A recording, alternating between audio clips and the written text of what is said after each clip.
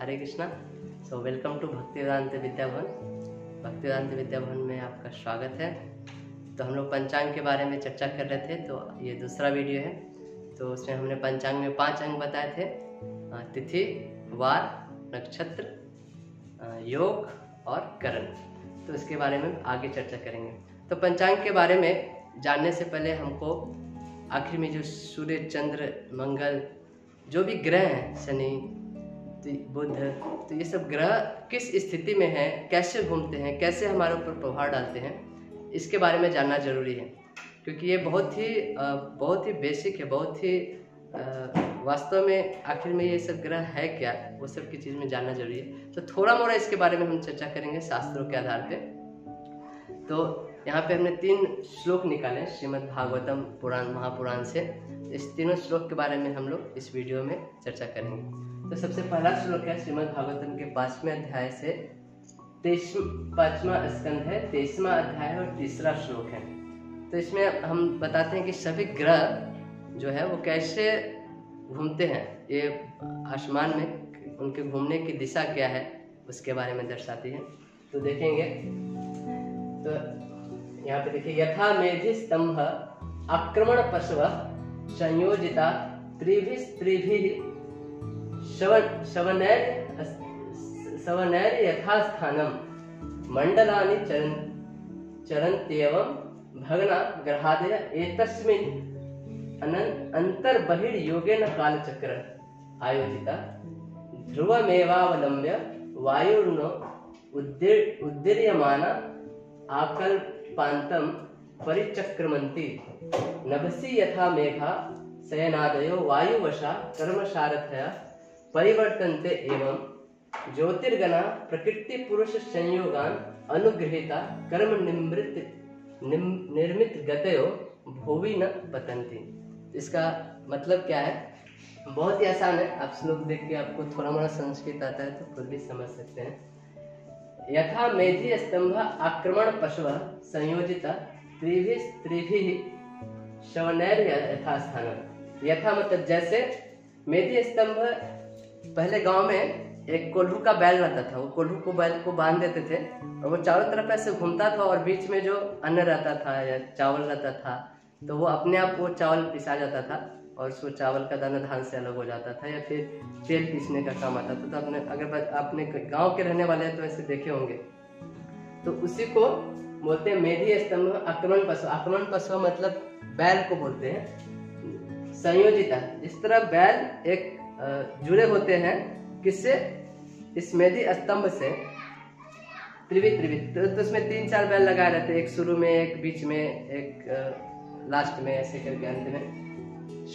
शवनैर यथास्थानम, यथास्थानम अपने स्थान पे जिस तरह घूमते रहते हैं। मंडलानि चरन्त्येव भगना ग्रहादय। भगना, भ मतलब होता है सूर्य, गणा मतलब कि सूर्य आदि, सूर्य, चंद्र, मंगल, शनि, बुध, ऐसे जो ग्रह आदि है।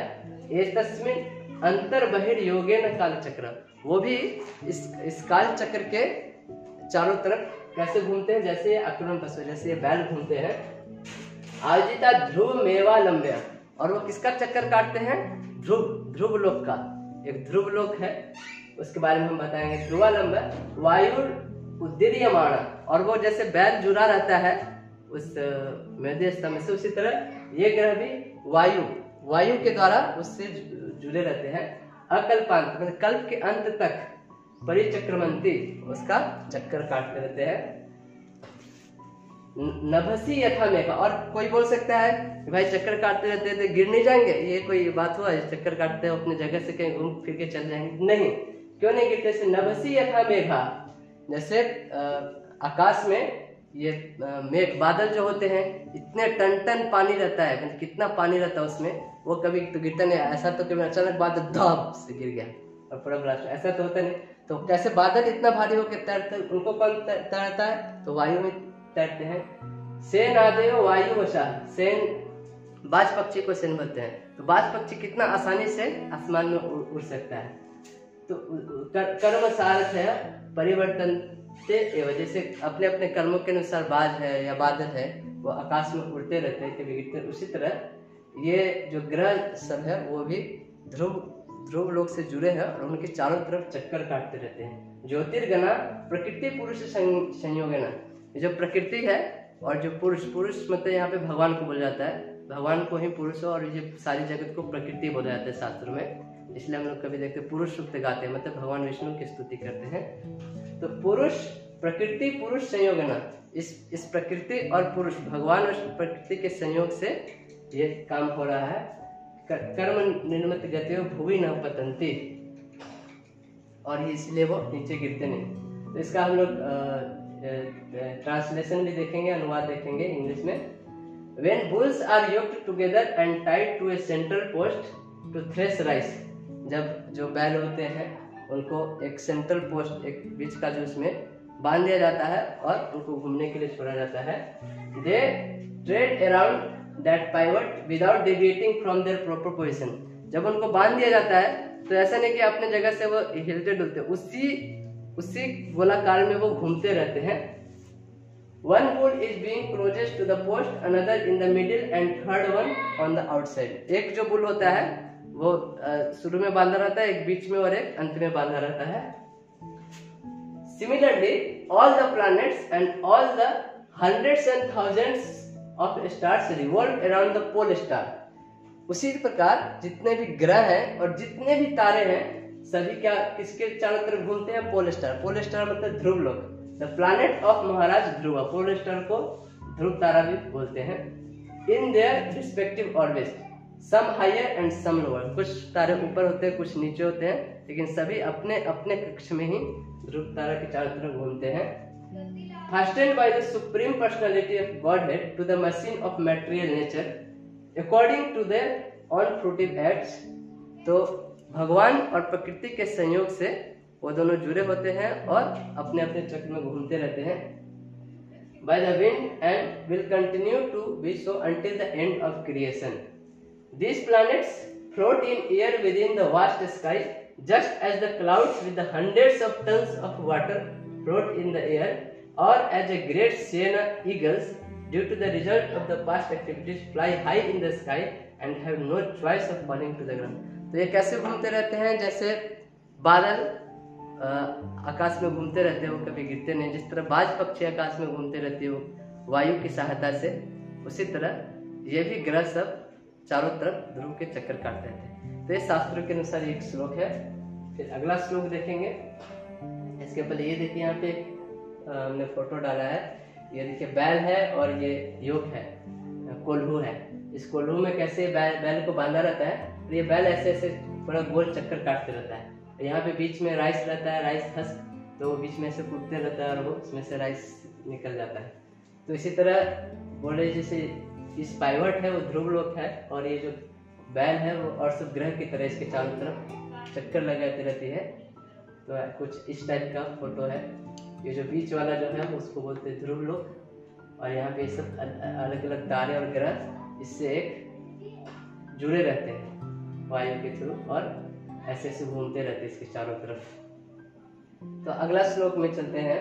श्रीमद् भागवतम का ये श्लोक हमने 5वें स्कंद 23वां अध्याय का पहला श्लोक है। इसमें और भी डिटेल में बताया कि ध्रुव लोक में क्या क्या होता है। तो ये श्लोक है, अथ तस्मात् परत्रयोदश लक्षयो योजनान्तरतो यत्तद् विष्णु परमं पद्माभिवदन्ति यत्र महाभागवतो ध्रुव पादाराग्निनेन्द्रेण प्रजापतिना कश्यपेन धर्मेण च समकालयुग्भि स बहुमानं दक्षिणत क्रियमाण इदानीमपि कल्पजीविना माजीव्य उपासते तस्य हानुभाव उपवर्णिता। तो इस श्लोक में सुखदेव गोस्वामी बता रहे हैं कि ध्रुव लोक के चारों तरफ का वातावरण कैसा है। अथ तस्मात् परत्रयोदश लक्ष्य योजनानंतरो यत्तद् विष्णु परमं पदमभिवदन्ति। तो यहाँ पे जैसे अथ तदंतर तस्मात् सप्त नक्षत्रों के गोलोक से परतः, उससे परे 13 लक्षण योजन अंतरतः 13 लाख योजन तक यत जो तद वह विष्णु का परम पद है। यानी कि 13 लाख योजन ऊपर एक लोक है जो विष्णु का लोक है, उसके बारे में बोले, वो विष्णु का लोक और कोई नहीं बल्कि ध्रुव लोक है। यत्र महाभागवत ध्रुव, जहाँ पर महाभागवत ध्रुव उत्तानपाद, मतलब जो उत्तानपाद के पुत्र है उनको कौन लोग कहते हैं? इंद्रेण, स्वर्गलोक के राजा इंद्र द्वारा, प्रजापति द्वारा, कश्यप द्वारा, धर्मेण धर्मराज द्वारा, सभी समकालीन भी एक ही समय संलग्न, सबहुमानम सदैव आदक पूर्वक दक्षिणतः दक्षिण ओर क्रियमान चक्कर लगाया जाकर।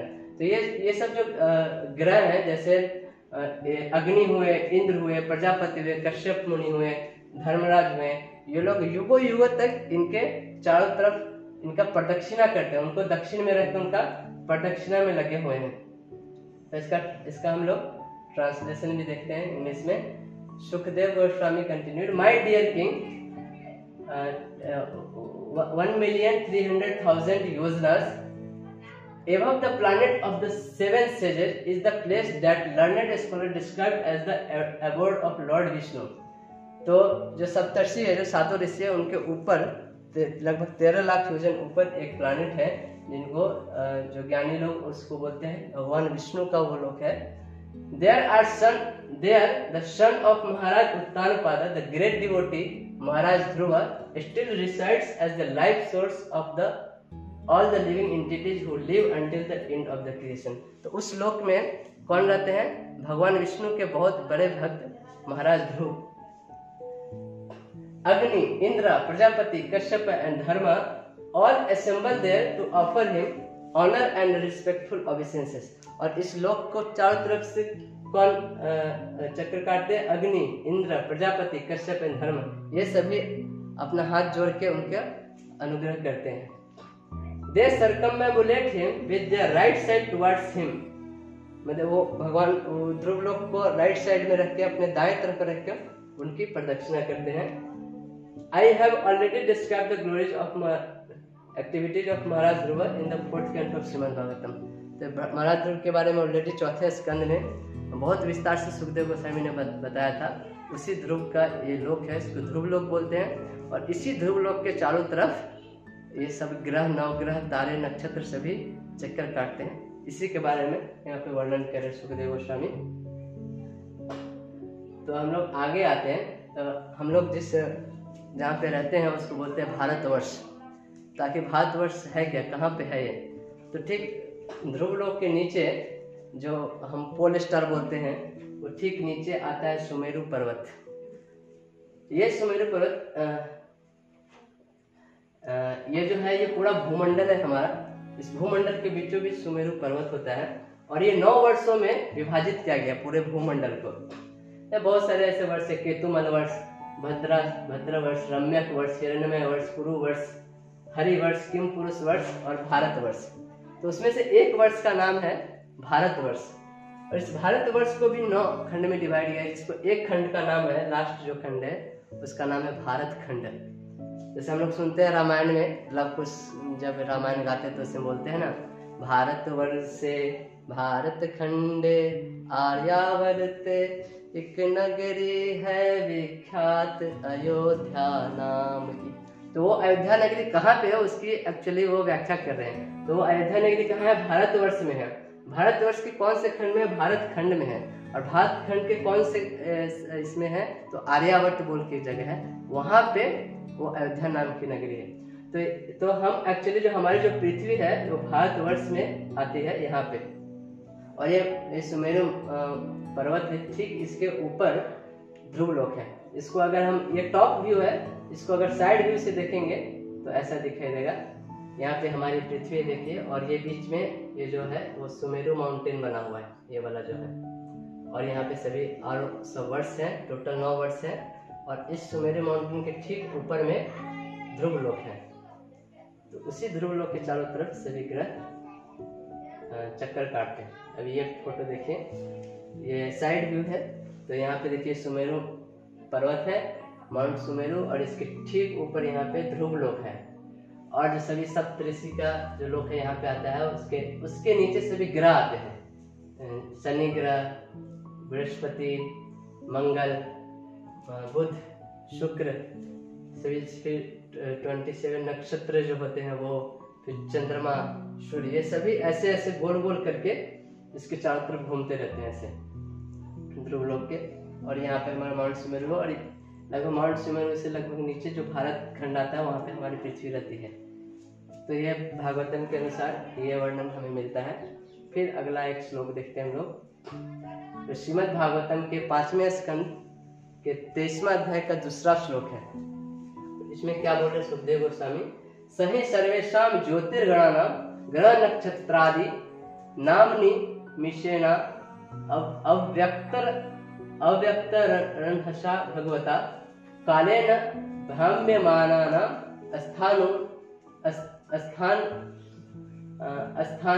स्थानुरिवा वष्टंभ ईश्वरेण विहितः शश्वत भासते।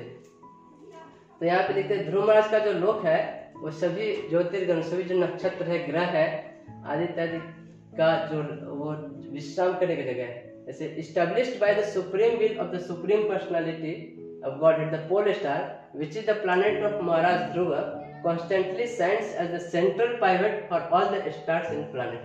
तो बोलते हैं जो ध्रुव लोक है, जो भगवान विष्णु का लोक है, जहाँ ध्रुव महाराज रहते हैं, वो सभी ग्रहों का और सभी तारों का क्या है, वो एक आधारशिला है जिसपे सभी ग्रह और तारे टिके हुए हैं, और उसी आधारशिला के चारों तरफ घूमते रहते हैं।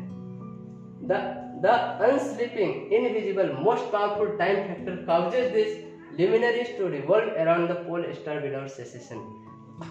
और ये जो भगवान और प्रकृति के संयोग से ये सारे ग्रह, नक्षत्र, तारे इनके चारों तरफ घूमते रहते हैं बिना रुके हुए। तो कुछ इस टाइप से फोटो आ गए, पोल स्टार है, इसके नीचे सप्तऋषि लोक का लोक है, और ये सब ग्रह ऐसे ऐसे चक्कर काटते रहते हैं पोल स्टार के। ये मेरू पर्वत है, और यहाँ पे हमारा पृथ्वी है, और इसके चारों तरफ घूमते रहते हैं। तो ये हमने शास्त्रों के आधार पे देखा है कि कैसे सारे ग्रह, नक्षत्र, तारे आसमान में घूम रहे हैं पृथ्वी के चारों तरफ, भूमंडल के चारों तरफ, जो कि ध्रुव लोक से कनेक्टेड होकर घूम रहे हैं। लेकिन आज के जो हमें सिखाया जाता है कि नहीं, एक्चुअली सभी ग्रह, नक्षत्र, तारे सूर्य के चारों तरफ घूम रहे हैं, पृथ्वी, मंगल, बुध सब सूर्य के चारों तरफ। ये सरासर गलत है, क्योंकि हमारे शास्त्रों में तो कहीं ऐसा वर्णन नहीं है कि सूर्य रुका हुआ है और पृथ्वी घूम रही है। हर जगह यही बोला गया है कि सारे नक्षत्र, तारे सब ध्रुव लोक के चारों तरफ घूम रहे हैं। ये आजकल के लोगों के मनग्रंथ बनाई हुई कहानी है। मैं देखा हूँ बहुत सारे ज्योतिषज्ञ भी आज के मॉडर्न चीज़ों से इन्फ्लुएंस को वो भी यही लिखते हैं कि सूर्य एक्चुअली स्थिर है और पृथ्वी उनके चारों तरफ घूमती है, जबकि शास्त्रों में ऐसा कोई भी प्रमाण नहीं है। हमने आपको भागवतम से दिखाया, ऐसे हर बहुत सारे शास्त्रों से दिखा सकता, मैं जस्ट 1-2 वर्ष आपको जस्ट दिखाया हूँ। तो ये एक तरह का चीटिंग है। जो लोग ज्योतिष लोग ऐसे लिखते हैं, मैं उनके किताब में देखा हूँ कि एक्चुअली सन रुका हुआ, पृथ्वी घूम रही है, लेकिन हम लोग कैलकुलेशन के लिए पृथ्वी को ही रेफरेंस मान के और सब चीज़ को घुमाते हैं। लेकिन ऐसा कहीं पे भी सुखदेव गोस्वामी ने तो नहीं बोला है। तो ये ऐसा हुआ कि हम लोग जो ज्योतिष शास्त्र है वो वेदांग का ही एक भाग है।